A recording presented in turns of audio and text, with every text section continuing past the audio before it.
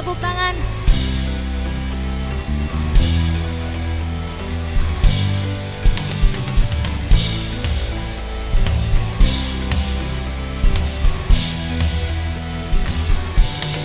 Kau ciptakan alam semesta dengan kemuliaan-Mu. Kau letakkan dasar lautan dengan kekayaan-Mu.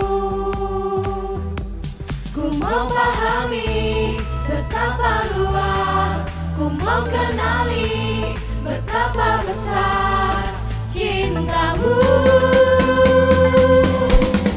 Betapa lebar kasih-Mu, betapa panjang kasih-Mu.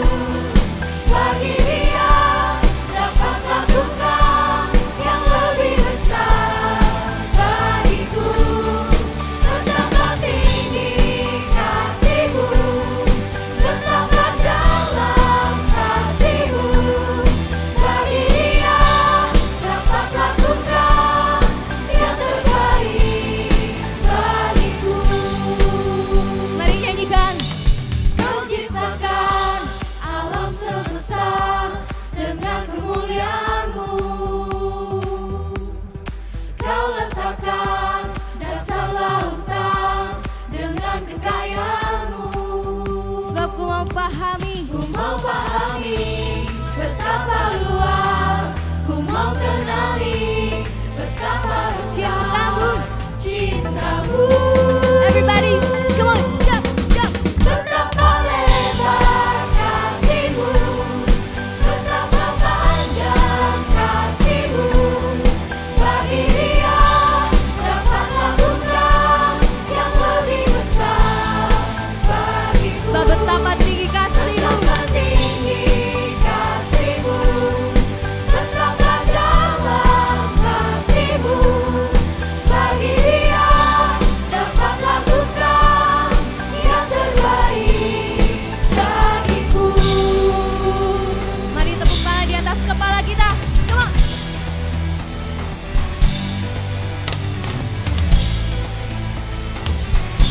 Siap-siap kedua tangannya.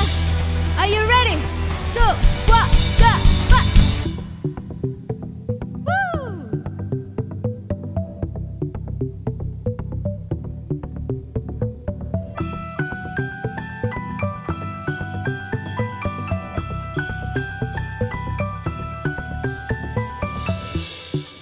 Mari bersama kita nyanyikan. Betapa lebar kasih-Mu, betapa panjang kasih-Mu. Sebab bagi Dia. Bagi Dia Hey! dapat lakukan yang lebih besar bagiku. Betapa tinggi kasih-Mu, betapa dalam kasih-Mu. Bagi Dia dapat lakukan yang terbaik bagiku. Tepuk tangan yang paling dahsyat buat Yesus kita. Yes. Terima kasih Tuhan, kami siap untuk mendengarkan firman-Mu. Mari semuanya sama-sama katakan. Amin. Woo. Halo semuanya, welcome to AOC Teen Online Service. Gimana kabar kalian? Semoga dalam keadaan baik-baik saja ya. Selamat datang buat kalian yang udah tuning in di AOC Teen Online Service. Welcome, jangan canggung dengan cara kita bernyanyi, memuji Tuhan, mengangkat tangan, atau mendengarkan bahasa asing. Karena kami percaya bahwa lagu dapat membangkitkan setiap iman kita, dan itu semua adalah ekspresi kita kepada Tuhan kita yang dahsyat.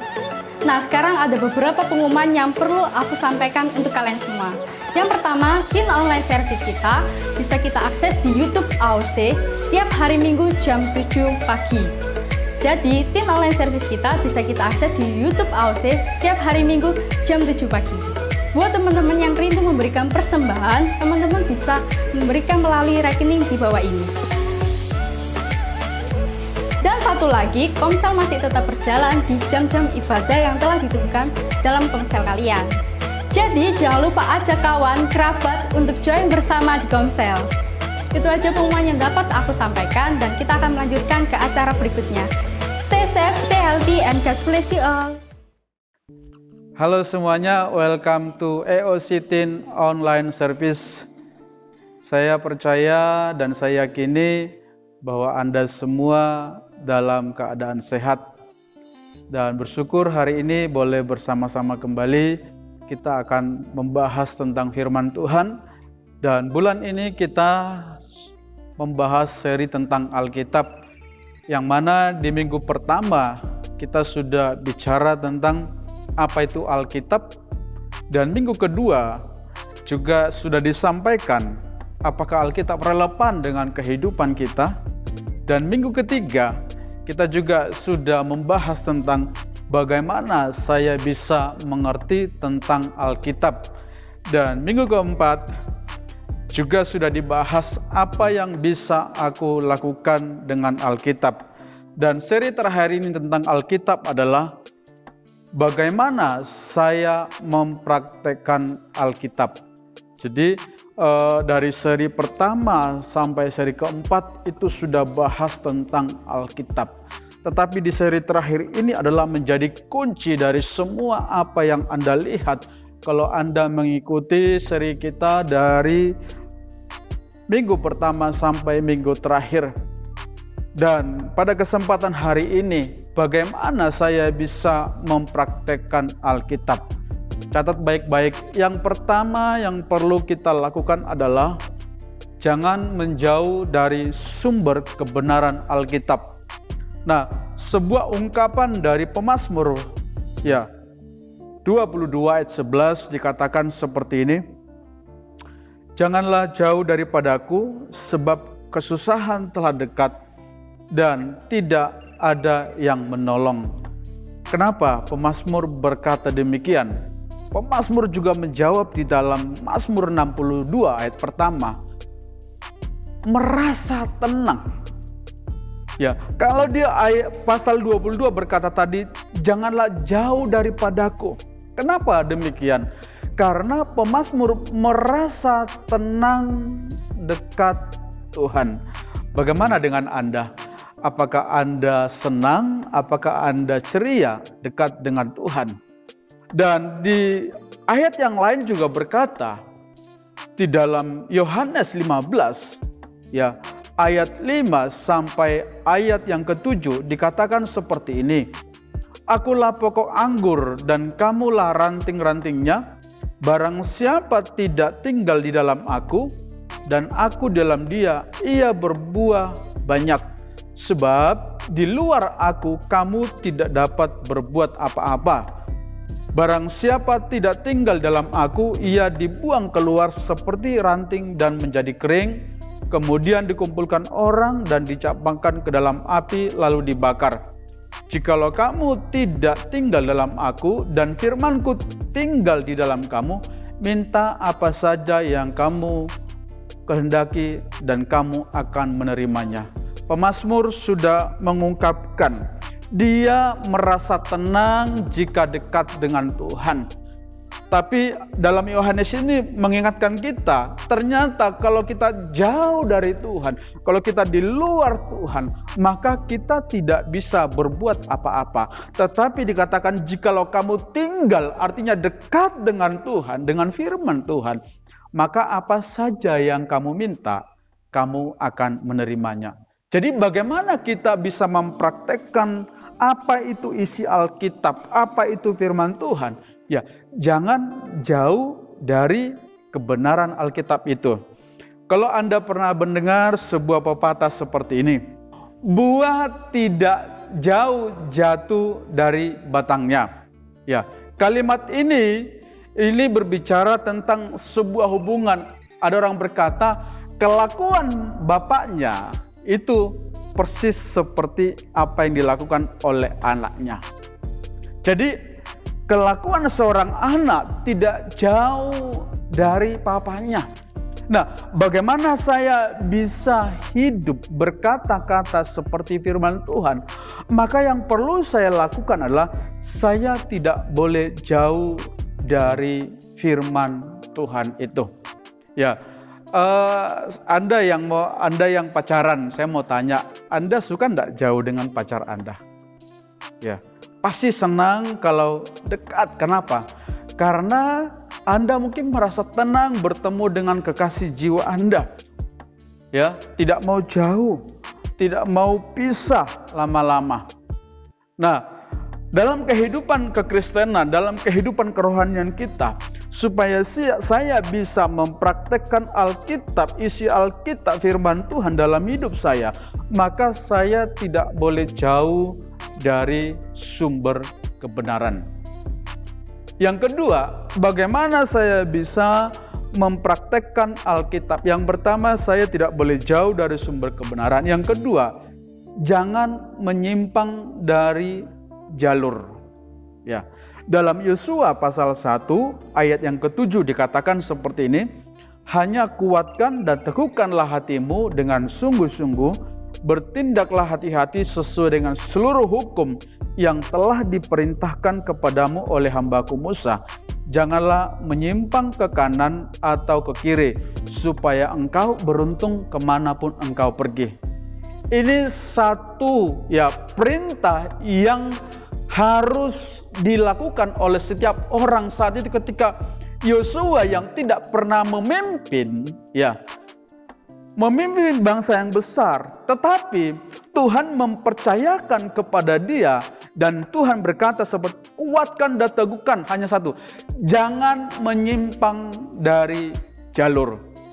Kenapa Tuhan mengingatkan Yosua jangan menyimpang dari jalur? Supaya engkau beruntung kemanapun engkau pergi. Sama halnya teman-teman semua, kalau kita mau beruntung kemanapun kita pergi, kalau kita mau jalan hidup kita baik-baik, kita tidak boleh yang namanya menyimpang dari jalur. Dalam Ulangan 28 ayat 13, Tuhan akan mengangkat engkau menjadi kepala dan bukan menjadi ekor. Engkau akan tetap naik dan bukan turun apabila mendengarkan perintah Tuhan Allahmu yang kusampaikan pada hari ini, yang kau lakukan dengan setia. Ayat 14, dan apabila engkau tidak menyimpang ke kanan atau ke kiri dari segala perintah yang kuberikan kepadamu pada hari ini, dengan mengikuti Allah dan beribadah kepadanya. Ini juga diingatkan, kalau engkau tidak menyimpang ke kanan, tidak menyimpang ke kiri, maka segala perjalanan hidup kita akan beruntung. Inilah salah satu mempraktekkan Alkitab, kita tidak boleh lari dari jalur yang sudah Tuhan tentukan. Contoh ya teman-teman, bayangkan jika seorang pengendara atau Anda mungkin mengendarai sepeda motor, mengendarai mobil, lampu merah Anda berjalan, lampu kuning Anda kencang, lampu hijau justru Anda itu berhenti. Belok kanan tidak pakai rating, belok kiri tidak pakai rating. Kira-kira kalau cara ini berkendaraan kita di jalan, apa yang terjadi? Kita bisa celaka, bukan hanya merugikan kita, tapi bisa merugikan orang lain. Itulah akibatnya ketika seseorang itu menyimpang dari jalur yang sudah ditentukan, bukan hanya merugikan diri kita sendiri, tapi merugikan orang lain. Oleh sebab itu saya mau mengingatkan kita semua, bagi Anda yang setiap hari di jalan, mungkin ke kantor, ke sekolah, ke gereja, atau kemanapun Anda bepergian menggunakan kendaraan umum, ayo mari kita belajar mengikuti jalur yang sudah ditentukan. Sama halnya firman Tuhan itu sudah memberikan arahan kepada kita. Ayo kita belajar juga taat mengikuti apa yang Tuhan tentukan, supaya perjalanan kita berhasil. Makanya kenapa Yosua bisa berhasil memimpin bangsa yang besar? Karena apa? Dia belajar untuk taat, tidak mau menyimpang dan tidak mau melewati jalur yang bukan jalurnya. Oleh sebab itu Anda yang suka menyimpang dari jalur, yuk kita belajar kepada jalurnya supaya kita sampai di tujuan dengan selamat dan tentunya akan mendatangkan kebaikan bagi kita. Itulah salah satunya bagaimana saya bisa mempraktekkan Alkitab, maka saya tidak boleh menyimpang dari jalur yang Tuhan sudah tentukan. Yang ketiga, bagaimana saya bisa mempraktekkan Alkitab dalam hidup saya? Yang ketiga adalah jangan mengandalkan kekuatan sendiri. Terkadang ya, kalau kita bisa ini, bisa itu, bisa melakukan banyak hal, lalu dipuja orang, dan kelihatan keren banget, kita bisa lupa diri, ya kita lupa. Orang berkata, kacang lupa kulitnya. Oleh sebab itu, kita ini ciptaan maha terbatas. Seorang ciptaan atau barang yang diciptakan tidak bisa melebihi dari sang penciptanya. Kenapa tidak boleh? Ya, sekali lagi karena manusia itu maha terbatas, tapi Tuhan maha segalanya.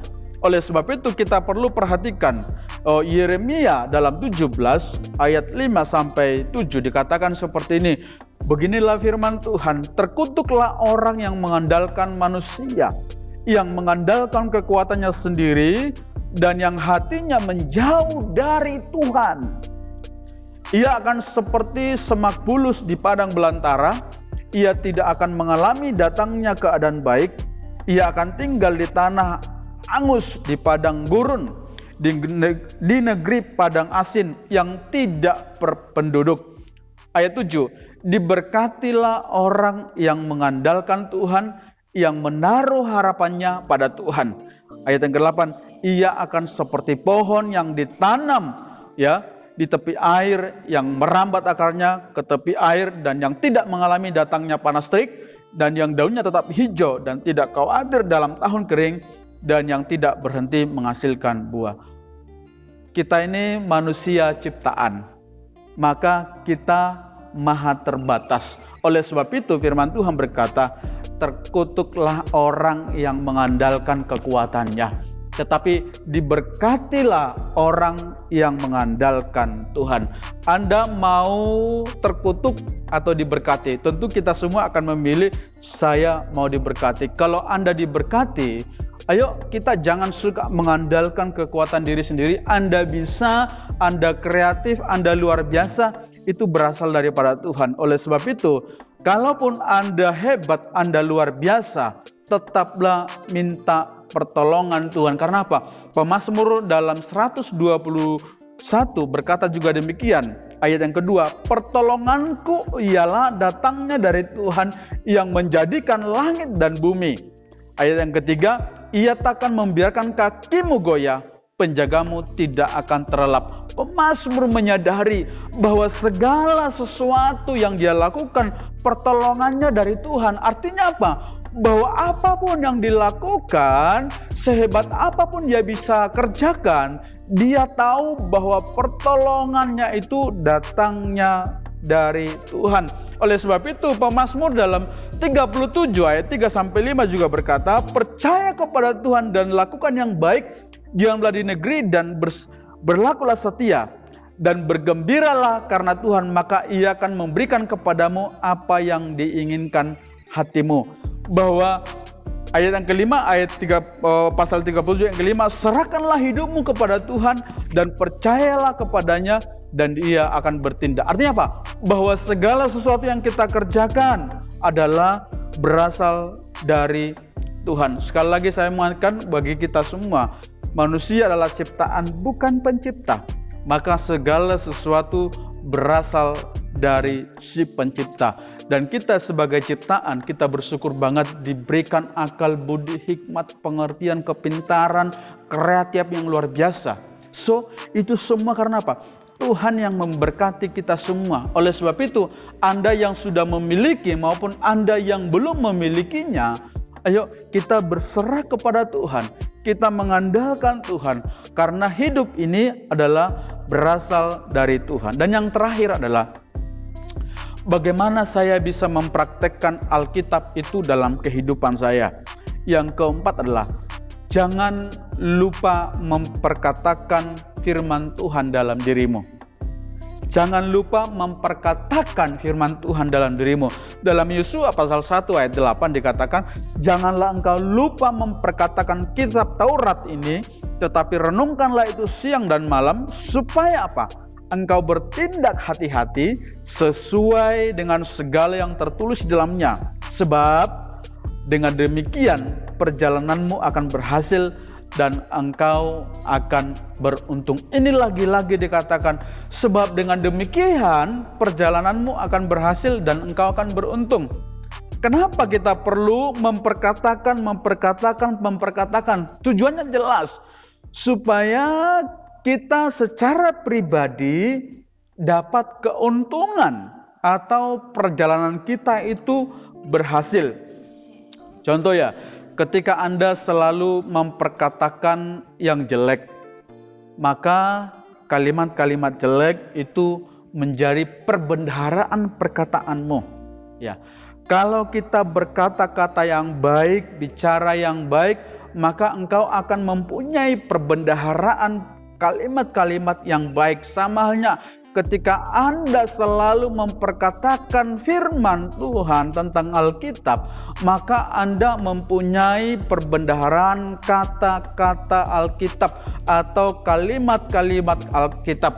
Dan jika selalu memperkatakan dalam diri kita, maka kemanapun kita, bicara kita itu selalu menyenangkan, ya, selalu menyegarkan, selalu memberkati. Contoh ya, kenapa saya bisa bahasa Surabaya? Karena setiap hari saya dilatih untuk bahasa Surabaya. Bayangkan kalau saya tinggal di kota lain yang di sana tidak ada bahasa Jawa, kira-kira bisa nggak saya bahasa itu? Bisa, tapi hanya sekedar bisa. Untuk bisa lancar, Anda harus setiap hari memperkatakan itu. Dalam dunia ini bahasa apapun sebenarnya kita bisa. Ya, kita bisa fasih berbahasa di mana bahasa apapun, tergantung kita mau menggunakan setiap hari tidak. Saya secara pribadi, ya saya bisa bahasa Batak, ya, saya bisa bahasa Toraja, ya, saya dulu juga bisa bahasa Aceh, ya, saya juga dulu bisa bahasa Sunda, dan saya bisa sedikit bahasa Malaysia, ya. Tapi sekarang itu bahasa-bahasa itu sudah agak lupa sedikit, ya. Saya kadang lebih ngerti sekarang bahasa Jawa. Kenapa? Karena setiap hari saya bicara Jawa, walaupun bicara Jawanya itu belepotan istilahnya atau nggak jelas. Tapi paling tidak ketika orang ngomong itu saya sudah memahami. Sama halnya ketika saya memperkatakan tentang Alkitab, tentang firman Tuhan, kepada siapapun saya, dimanapun saya berada, kalimat saya adalah selalu kalimat yang memberkati orang banyak. Oleh sebab itu, pada kesempatan kali ini, bagaimana saya bisa mempraktekkan Alkitab? Yang pertama, saya tidak boleh jauh dari kebenaran. Yang kedua adalah saya tidak boleh menyimpang. Yang ketiga, saya tidak boleh mengandalkan kekuatan. Dan yang keempat, saya harus memperkatakan firman Tuhan itu. Bagaimana memulainya? Ya, kita harus memulai dari kita supaya orang lain juga mengalami perubahan. Yang terakhir, apa aplikasinya ketika kita sudah melakukan semua itu? Yang pertama adalah kamu adalah agen perubahan hidup. Kamu bisa menjadi agen. Makanya dalam Roma 12 ayat 2, janganlah kamu menjadi serupa dengan dunia ini, tetapi berubahlah oleh pembaharuan budimu, sehingga kamu dapat membedakan mana kehendak Allah, apa yang baik, yang berkenan kepada Allah, dan yang sempurna. Dan yang kedua, aplikasi kedua adalah apa? Kalau yang pertama kita menjadi agen perubahan, aplikasi kedua adalah kamu menjadi suratan Kristus yang terbaca. Kamu menjadi suratan Kristus yang terbaca. Artinya apa? Kita diibaratkan sebagai iklan yang mempromosikan Tuhan. Dan lewat promosi itu orang banyak tahu dan dapat membacanya. Sekarang kalau Anda lihat ya, setiap event atau acara kecil besar selalu orang pasang iklan. Tujuannya apa? Mempromosikan acara mereka, sehingga ketika mereka nanti launching atau hari hanya live atau apapun itu, atau KKR atau konser, orang tahu tanggal dan jamnya. Lewat apa?